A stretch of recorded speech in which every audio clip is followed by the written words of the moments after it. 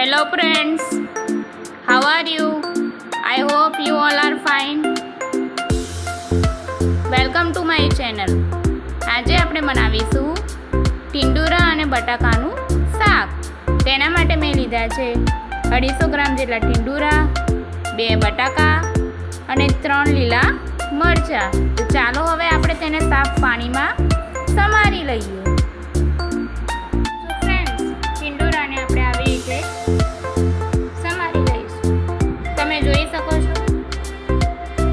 આપણે આવી રીતે સમાર્યા છે ટીંડુરાને. તમે પણ આવી રીતે સમારો. સો ફ્રેન્ડ્સ, આ રીતે આપણે ટીંડુરા અને બટાકાને સમારી લેવાના છે. તમે જોઈ શકો છો સરસ રીતે આપણે સમારી લીધા છે. હવે આપણે ગેસની ફ્લેમ ઓન કરી દઈશું.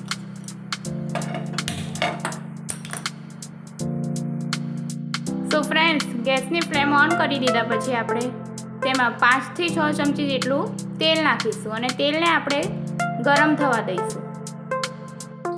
સો ફ્રેન્ડ્સ, તેલ આપણું ગરમ થઈ ગયું છે.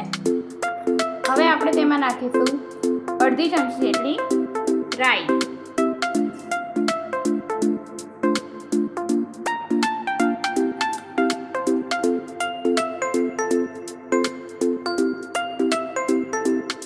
ફ્રેન્ડ્સ, આપણી રાઈ તતડી રહી છે એટલે હવે આપણે તેમાં નાખીશું અડધી ચમચી જીરું. અને જીરું તતડે એટલે આપણે તેમાં નાખી દઈશું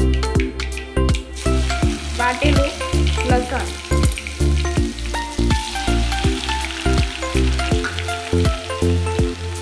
લસણ નાખ્યા પછી હિંગ નાખીશું.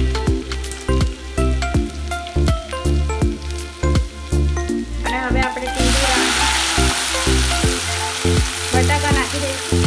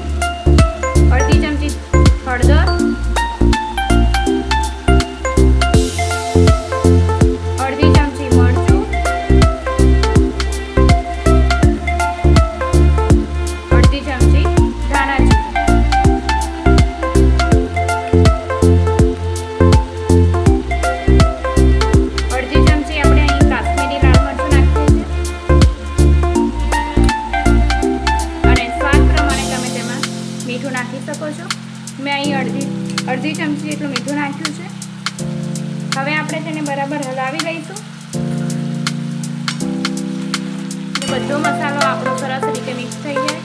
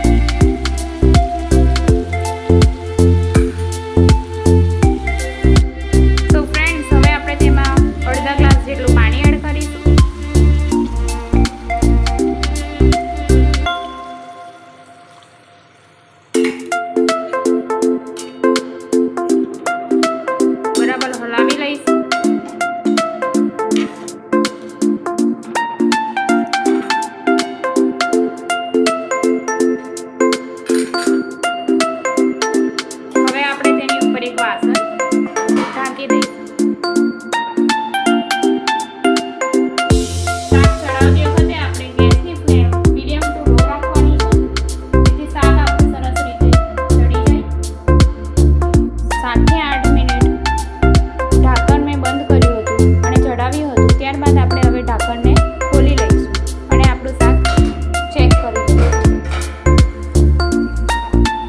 તો ફ્રેન્ડ્સ, તમે જોઈ શકો છો આપણું તેલ બહાર આવી ગયું છે. સરસ એવું આપણું ટીંડોરા અને બટાકાનું શાક ચડી ગયું છે અને તેલ બહાર નીકળી ગયું છે. તેલ બહાર આવી જાય એટલે આપણે સમજી લેવાનું કે આપણું શાક બની ગયું છે. વચ્ચે વચ્ચે મેં 2 થી 3 વાર ઢાંકણ ખોલીને હલાવ્યું હતું.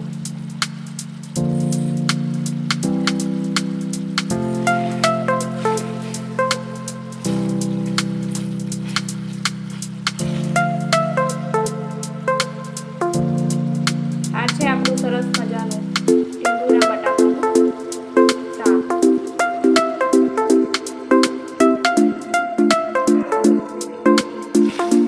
તેલ આપણું બહાર આવી ગયું છે એટલે હવે આપણે તેમાં મેં લીલા ધાણા સમાર્યા છે તે આપણે હવે ગાર્નિશિંગ માટે તેમાં નાખીશું.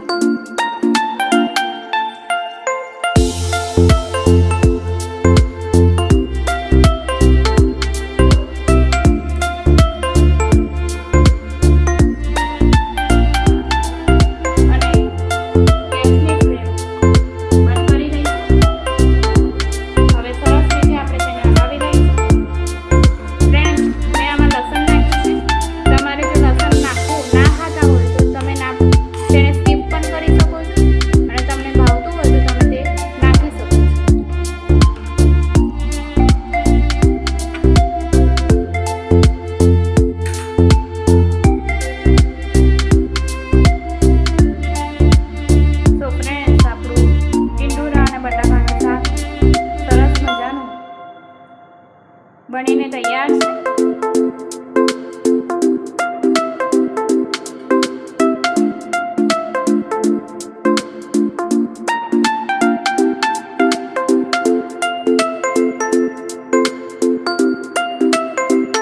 સો ફ્રેન્ડ્સ, આપણું ટીંડોરા અને બટાકાનું શાક તૈયાર છે. આપણે તેને રોટલી અને પાપડ સાથે સર્વ કરીશું.